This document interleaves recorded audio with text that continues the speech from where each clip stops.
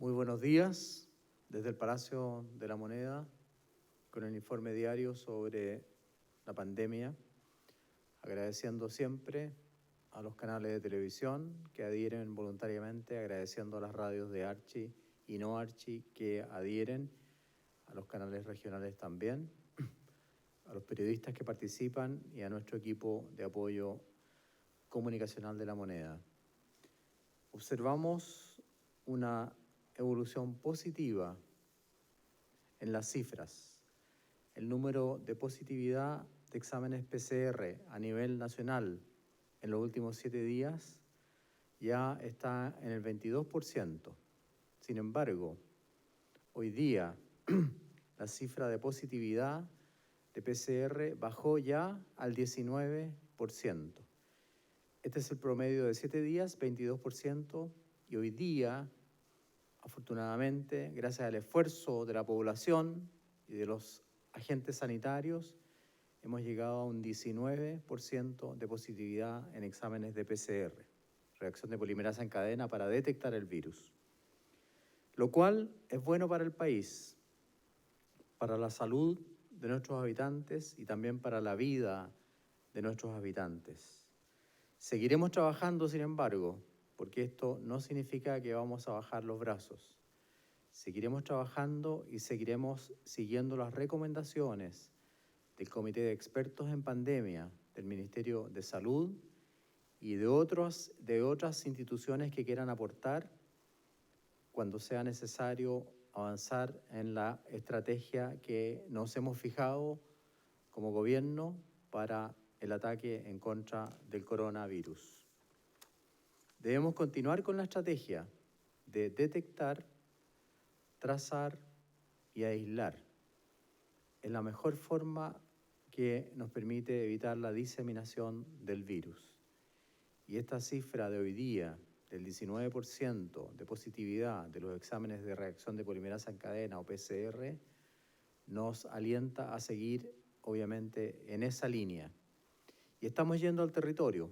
Quiero dar el ejemplo de la región metropolitana, que ayer fueron a testear, la Seremi fue a testear a Batuco y otras entidades como municipios han hecho lo mismo, incluso con buses que han ido a testear al territorio. Quiero agregar también, por último, debido a algunas informaciones, que ningún paciente, ninguno, insisto y reitero, ningún paciente puede ser discriminado al solicitar atención médica. No puede ser discriminado ni por sexo, ni por religión, ni por enfermedad previa, ni por condición previa. Eso no lo aceptaremos como Ministerio de Salud. Nosotros no discriminamos a los pacientes. A continuación, nuestra subsecretaria de Salud Pública dará a conocer las cifras de hoy día. Gracias, ministro. Bueno, muy buenos días. Con respecto a la situación de nuestro país, en las últimas 24 horas, en relación a la pandemia COVID-19, podemos informar que en el día de ayer se registraron 3.025 casos nuevos, de los cuales 2.354 son personas con síntomas, 404 son asintomáticos y 267 son personas que tienen PCR positivo y no han sido notificados.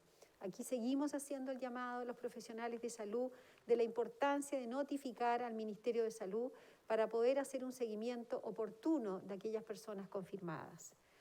En relación a la cifra total diagnosticada hasta la fecha, podemos informar 298.557, de las cuales 264.371 ya se han recuperado. Queremos lamentar el fallecimiento de 76 personas que han sido inscritas en el día de ayer en el registro civil, lo que asciende a una suma de 6.384 personas que se han registrado en el registro civil por COVID-19 asociadas a la PCR positiva.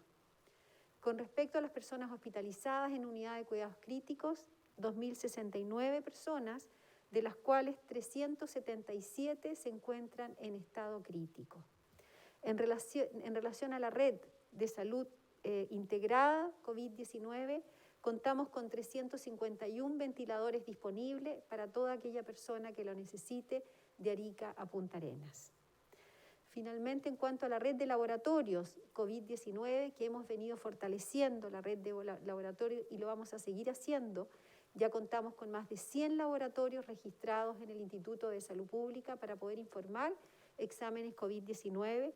En el día de ayer se informaron 16.377 exámenes, de los cuales el total de 1.198.261 exámenes hasta la fecha se han hecho de PCR. Y en relación a la residencia sanitaria, que es uno de los pilares fundamentales dentro de la estrategia de testeo, trazabilidad y aislamiento, contamos con 9.927 cupos, es decir, 151 residencias sanitarias en nuestro país. Y aquí quiero reiterar la importancia de aquellas personas que son confirmadas como casos confirmados, como casos sospechosos, y aquellos contactos estrechos de estas personas, la importancia de aislarse en una residencia sanitaria si no cuentan con los mecanismos en su casa. Esto es uno de los pilares más importantes del aislamiento. Hemos fortalecido esta estrategia porque sabemos que la forma de poder contener esta gran pandemia es el aislamiento efectivo que se puede realizar en una residencia sanitaria. Y además la residencia sanitaria permite un seguimiento de las personas que están ahí. Es decir, en caso que empiezan con sintomatología, con fiebre, con tos, son evaluadas rápidamente por las personas de salud para poder ser trasladadas, si es necesario, a un centro asistencial. Quiero reiterar el número de teléfono donde se puede llamar para tener información y para trasladarse a una residencia sanitaria, que es el 800-726-666. También quiero finalmente reiterar la importancia de la consulta oportuna, la consulta precoz. Apenas una persona comience con síntomas, con tos, con fiebre, compromiso del estado general, dolores en los músculos, dolor de cabeza, que es uno de los síntomas que se ha visto que es más frecuente, consultar inmediatamente para poder tomar ese examen oportunamente y poder aislar a esa persona. Gracias, ministro. Gracias a usted, subsecretaria. Pasamos entonces a las preguntas, por favor. Buenos días, ministro. Buenos días. Ayer conocimos un nuevo informe epidemiológico con las cifras, con el anexo del DEIS. También la semana pasada el jefe del Departamento de Epidemiología, Rafael Arauz, decía que había que guiarse por este informe, que esa era la cifra más real que vamos a tener durante la pandemia. Ese informe ayer cifró en 10.159 los fallecidos como sospechosos o confirmados COVID. Ministro, quería preguntarle por esta cifra, como es la cifra más real que vamos a tener durante la pandemia, como lo decía Rafael Arauz, quería preguntarle por qué en el fondo mantener todavía durante la semana este número distinto, este conteo distinto, y tener una vez nomás a la semana esta cifra real. En el sentido también, ¿qué pasa con esas familias? Estamos hablando de más de 4.000 familias que no están siendo en el fondo contabilizadas y que también están viviendo estos momentos difíciles en estos momentos. En primer lugar, obviamente lamentamos el fallecimiento de toda persona en Chile, ya sea por COVID o por otras enfermedades. En segundo lugar, quiero reiterar que la cifra de fallecidos confirmados dadas por el DEIS son de 7.057 y no de 10.000. Los 3.102 que usted agrega son los probables, es decir, que están en estudio y no han sido confirmados. La diferencia entre los confirmados, 7.057, y los que hemos informado hoy día es de 673 pacientes. Y es esos pacientes los que tenemos que estar buscando realmente si tienen una relación con coronavirus y se van a ir analizando día a día. Pero insisto, no confundamos a la opinión pública, no son 10.000. Son 7.057 y reconocemos la diferencia. Los otros son probables, 3.102. El Registro de Estadísticas Vitales de Chile es un registro conocido a nivel internacional y es muy robusto. ¿En qué consiste? Consiste en agrupar los datos del registro civil, consiste en los datos que publica el INE, que es el que cuenta, y consiste en lo que hace el DEIS, que es el que asigna la causa básica de muerte. Y eso se ha hecho por muchos años. Y ya lo hemos explicado que antiguamente esto demoraba más de un año en ser publicado. Ahora lo estamos haciendo con un esfuerzo gigantesco que le agradezco al DEIS todas las semanas. En segundo lugar, este es un estudio estandarizado, el que hace el DEIS. Recuerden ustedes que la cifra que nosotros damos día a día consiste en cruzar la información del registro civil con la PCR positiva. El DEIS toma en cuenta muchos otros elementos y los voy a nombrar. Para buscar esa cifra, el DEIS toma en cuenta la ficha clínica, es decir, puede pedir la ficha clínica al hospital o a la clínica. Toma en cuenta también los datos del registro civil. Toma en cuenta el certificado médico de defunción. Toma en cuenta incluso las denuncias de carabineros. Toma en cuenta el EpiVigila, toma en cuenta los resultados de laboratorio e incluso puede pedir los datos al servicio médico legal. Por lo tanto, usted tiene razón y la gente que ha opinado en ese sentido puede que tenga razón, que la cifra del DEIS, que insisto es de 7.057, tiene mucho más aporte de datos, pero no son 10.000, insisto en eso. Los casos probables, como su nombre lo dice, es porque no están confirmados todavía que sean fallecidos por coronavirus. Ministro, muy buenos días. Esta pandemia cuando llegó a Chile se comenzó a identificar en las comunas, por ejemplo, en la región metropolitana de mayores ingresos, los contagios, por ejemplo. Sin embargo, las personas fallecidas comenzaron a registrarse en las comunas más vulnerables, o, dicho bien, en las comunas más pobres. La diferencia de mortalidad, por ejemplo, de Vitacura con Independencia es realmente abismante. ¿Qué se puede hacer con eso, ministro? ¿Hay algún plan especial hoy para tratar de evitar más muertes en las comunas más pobres del país? Muy buena pregunta, ADN. La contestará la doctora Daza. Bueno, gracias por la pregunta. Con respecto a la tasa de mortalidad en relación a las distintas comunas, hay varios factores que inciden en la mortalidad y hemos hablado que hay factores de enfermedades epidemiológicas, sobre todo como las enfermedades crónicas. Estamos hablando de obesidad, estamos hablando de diabetes, estamos hablando de hipertensión arterial. Con respecto a la letalidad, la letalidad asociada al COVID-19, nosotros vemos que en algunas comunas efectivamente hay una mayor letalidad que en otras comunas. La letalidad es cierto, el número de fallecidos asociados a COVID-19 con respecto al número total de contagios. En relación a la letalidad de algunas comunas, puedo decir, por ejemplo, Pedro Aguirre Cerda tiene una letalidad de 4,1%, Las Condes tiene una letalidad de 4%, Ñuñoa de 3,6%, Cerro Navia de 3,4%, Providencia de 3,3%. Se presenta en aquellas comunas donde ha habido un mayor número de casos, efectivamente hemos tenido mayor número de fallecidos porque hay obviamente mayor número de casos. Con respecto a su pregunta, aquí lo más importante para contener, disminuir los fallecimientos en relación a esto es contener la propagación del coronavirus. Y por eso es tan importante la estrategia de testeo, de trazar y aislar. Y por eso aquellas comunas donde no cuentan con un aislamiento efectivo, si hay una persona que se contagia por coronavirus y no puede hacer un aislamiento efectivo, o vive con una persona que tiene un adulto mayor o que tiene una enfermedad crónica, esa persona tiene que aislarse. ¿Y tiene que aislarse dónde? En una residencia sanitaria. Y por eso que es tan importante que en aquellas comunas donde hay mayor dificultad para el aislamiento, es fundamental que las personas se aíslen en residencia sanitaria, porque es la forma que vamos a poder prevenir y disminuir en alguna manera los contagios y también las enfermedades severas asociadas a estos contagios. Muchas gracias, doctora Daza. Muy buenos días, ministra, Buenos días. subsecretaria.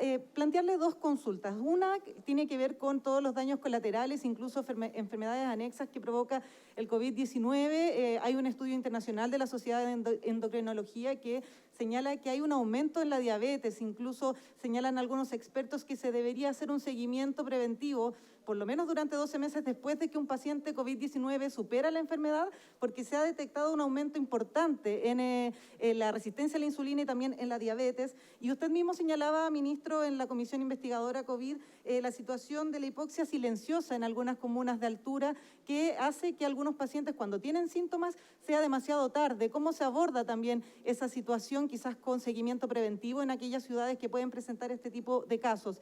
Y en un tema completamente diferente, la situación del fútbol, se mantiene la fecha para septiembre del inicio de las clasificatorias. Chile recibiría a Colombia. ¿Se podría jugar, por ejemplo, en un estadio nacional vacío? ¿Y cómo va la solicitud de permiso para los futbolistas para retomar las actividades el 15 de agosto? Son varias preguntas, pero bien interesantes, así que aceptamos las tres preguntas.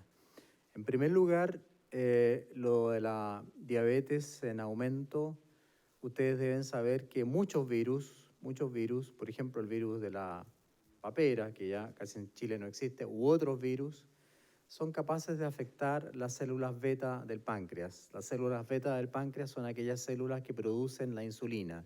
Por lo tanto, cuando hay una inflamación del páncreas, que puede ser leve, esos virus dañan ese tipo de células y usted tiene razón, es probable que a largo plazo se desarrolle en ese paciente o en esa paciente una resistencia a la insulina o una falla en la producción de insulina por el daño que produce el virus. Nosotros hemos dicho que la cantidad de enfermedades que está produciendo este virus es enorme, afecta también a los niños. Y esa explicación tiene que ver obviamente con lo que propone usted, un mayor seguimiento a los pacientes que hayan tenido coronavirus porque podrían llegar a desarrollar un cuadro de resistencia a la insulina o de diabetes. Lo tendremos en cuenta. La hipoxemia silenciosa tiene que ver justamente con la altura. En los lugares de altura, Calama, donde justamente tenemos una mayor incidencia y tenemos también una cantidad importante de pacientes en este minuto, hay una menor concentración de oxígeno en el aire, producido en parte porque la cantidad de oxígeno es menor por la altura y también que tiene que ver con la presión atmosférica. Ambos factores son los que inciden en que el oxígeno del aire que uno respira pueda pasar a la sangre. Y hemos detectado, a nivel mundial se ha detectado en realidad, que ese cambio, esa hipoxemia silenciosa puede ser tan brusca que agrava al paciente en forma inesperada. ¿Qué estamos proponiendo?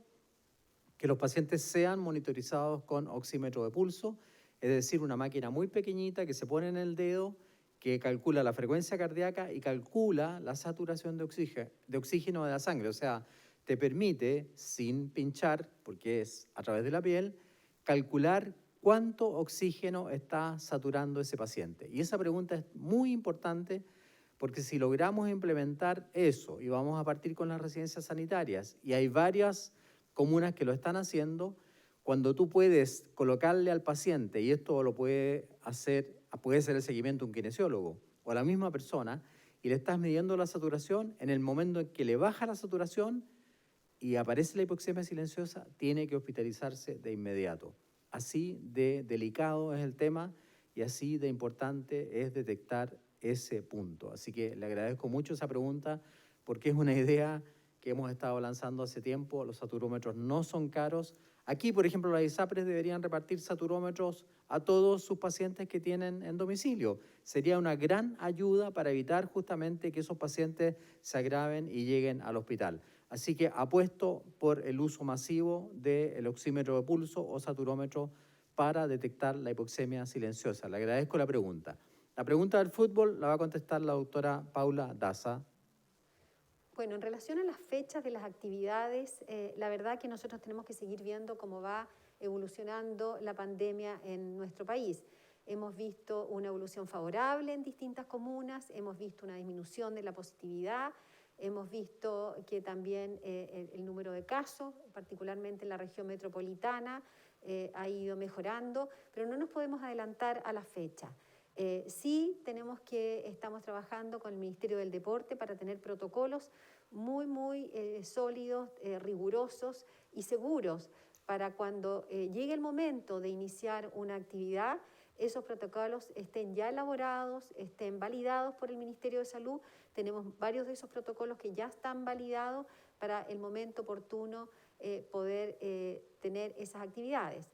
En relación a eso, es fundamental que esto es mantener las medidas de distanciamiento social, de también algunas actividades que es importante el uso de mascarilla, lo que hemos reiterado en forma permanente. Por lo tanto, sí tenemos que seguir trabajando en contener esta gran pandemia que nos afecta a todos en nuestro país.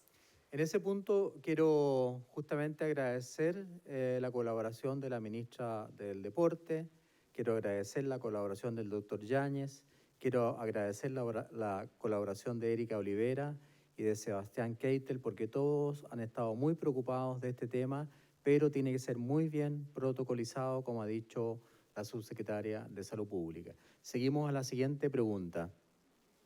Ministro, subsecretaria, buenos días. Dos preguntas para ustedes. La primera tiene que ver con qué pasa con el proceso de aplicación del test de saliva. Tengo entendido que ustedes estaban haciendo un trabajo con las universidades. ¿Cuándo se va a aplicar? Y lo otro tiene que ver con información que viene desde la ciudad de Concepción, que se anunció un hospital modular en la Universidad de Concepción precisamente, y que de acuerdo a los plazos debía empezar a operar hoy. En la región ha trascendido que este hospital no se va a instalar. Si nos pueden comentar aquello. La primera pregunta la responderá la doctora Daza. Gracias, muchas gracias. Sí, en relación al test de saliva, hemos ido validando con algunos centros académicos el test de saliva. Vamos a seguir validándolo con otros, pero ya a fines de esta semana, entre los días jueves y viernes, vamos a partir con planes pilotos tanto en la región metropolitana como en algunas comunas de regiones para poder implementar posteriormente a nivel nacional. Así que eso hemos ido bien y esperamos entre el jueves y viernes poder partir ya con el test de saliva en algunas comunas. Con respecto al Hospital Modular de Concepción, he estado permanentemente en contacto con el intendente de Concepción, el señor Yacaman, y también con el alcalde de Concepción. Lo que pasa es que hay dos proyectos. Uno es transformar una escuela en un hospital provisorio y que está financiado, y el otro es instalar el hospital modular. Ninguno de los dos proyectos está detenido, todo lo contrario. Incluso yo he apoyado ambos proyectos y hemos llegado a una especie de entendimiento entre ambas autoridades, así que puedo asegurar 100%, y el intendente Yacaman, si me está escuchando, lo va a reiterar, puedo asegurar 100% que el hospital modular sigue avanzando, ya está hecho el radier, me mandaron incluso las fotos y se va a instalar a la brevedad posible porque es un compromiso de la autoridad regional y que nosotros vamos a apoyar sin lugar a dudas. Muchas gracias. Buenos días, ministro, subsecretaria. Pasamos el pic de contagios, esto porque el experto Ricardo Baeza ya está advirtiendo, anunciando de que hay una baja en los contagios en la región metropolitana y así también una subida en los casos en otras regiones en nuestro país. ¿Se podría liberar de la cuarentena la región metropolitana en esta materia? Y consultarle también sobre esta plataforma de trazabilidad. ¿En qué va este tema? Muchas gracias por la pregunta. Yo no he hablado jamás de PIC y no voy a hablar, ni tampoco de meseta y no voy a hablar. Le agradezco al profesor Baeza que reconozca que hay una disminución de casos en la región metropolitana. La variación de casos confirmados es a nivel nacional. A nivel nacional hay una disminución del menos 21% de casos confirmados en los últimos 7 días. Y escuchen bien, menos 31% de casos confirmados en los últimos 14 días, lo cual, no lo dije antes, pero tiene que ver con el relato que hice al comienzo, tenemos señales positivas. Con respecto a que hay mayor cantidad de casos en regiones, eso es verdad y lo hemos dicho siempre, no es homogénea la respuesta que hemos tenido a nivel nacional. Y, por ejemplo, en Arica hay una variación de 51% más de casos confirmados en los últimos 7 días. En Los Lagos también, desgraciadamente, una variación de más de 53% de casos en los últimos días. En todas las otras regiones, en los últimos 7 días, tenemos una disminución de casos. En Antofagasta, menos 10, Valparaíso, menos 12, Metropolitana, menos 30, ya lo dijimos, O'Higgins, menos 15, Maule, menos 17, Biobío, menos 29, los felicito una vez más, Magallanes, menos 31, etcétera.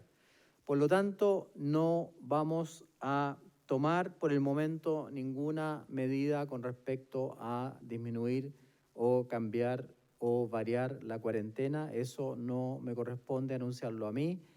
Lo toma como consideración un comité de expertos donde trabajan muchas personas y obviamente bajo el liderazgo de nuestro presidente Sebastián Piñera. Eso se hace los miércoles y los domingos, como ya lo hemos dicho, pero estas cifras, aunque son positivas, y le agradezco al profesor Baeza su opinión respecto a la metropolitana, no nos permiten en este momento anunciar ningún cambio. Muchas gracias. Perdón, la plataforma le corresponde a la doctora Daza, que es experta en ese tema. En relación a la plataforma de Epivigila, sí ha ido avanzando bien el traspaso de toda la información. Podemos decir que se han ido haciendo las pruebas durante estos 2 días, se van a seguir haciendo pruebas y ya va a estar disponible en todas las comunas de nuestro país, podríamos, a partir del día jueves. Por lo tanto, hemos ido avanzando bien, hay que hacer pruebas del punto de vista tecnológico para asegurar no solamente que funcione bien, sino que en la parte de seguridad. Y por lo tanto, y eso ha ido avanzando muy bien y estamos muy contentos con eso porque ya a partir del día jueves vamos a poder tener una plataforma donde toda la atención primaria, los CEREMI, los servicios van a poder tener la información en línea de los casos confirmados y también de los contactos estrechos para oportunamente mejorar y fortalecer esta estrategia que es tan importante para contener esta pandemia. Pero ¿cómo va a ser el funcionamiento de esta plataforma? ¿Cómo va a ir ayudando también a los pacientes, a los casos? Es muy importante. Aquí la plataforma, ya lo hemos dicho, es Epivigila, es la plataforma que ya existe en el Ministerio de Salud. Lo que hemos hecho es ahora subir una plataforma a Amazon, lo que va a permitir tener una mayor infraestructura que sea más robusta. Lo que se está haciendo ahora es agregar un anexo, que son este anexo para que en atención primaria, el médico cuando confirme un caso, inmediatamente el referente de epidemiología de la atención primaria o de la Seremía de Salud pueda inmediatamente llamar a los contactos, al caso confirmado para saber quiénes son sus contactos estrechos en menos de 48 horas y también efectivamente indicar el aislamiento efectivo. De esa manera vamos a poder tener la información en línea en forma oportuna. También van a haber equipos también de la atención primaria, como de la Seremi de Salud, que hay ya de la Seremi de Salud, para salir a terreno, para ir a buscar a aquellas personas de riesgo que podrían estar con coronavirus. Esto va a permitir un trabajo en línea, oportuna, y poder hacer un seguimiento de una manera mucho más rápida. Y quiero destacar la labor del alcalde del PIN, que está yendo a domicilio, a regiones, a su territorio, justamente con un bus especial para hacer esta misma trazabilidad. Con esto terminamos por hoy día. Les agradecemos muchísimo. Las preguntas estuvieron muy interesantes y que tengan un muy buen día.